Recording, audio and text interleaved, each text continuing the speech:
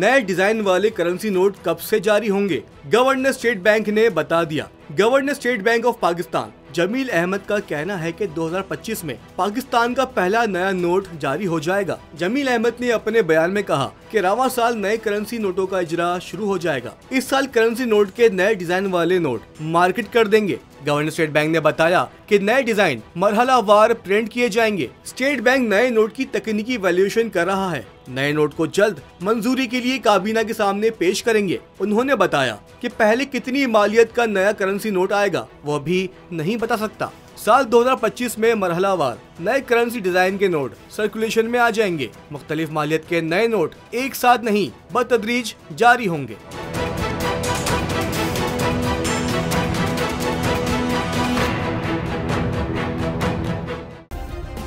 Subscribe करें और bell दबाएं ताकि कोई खबर रह न जाए।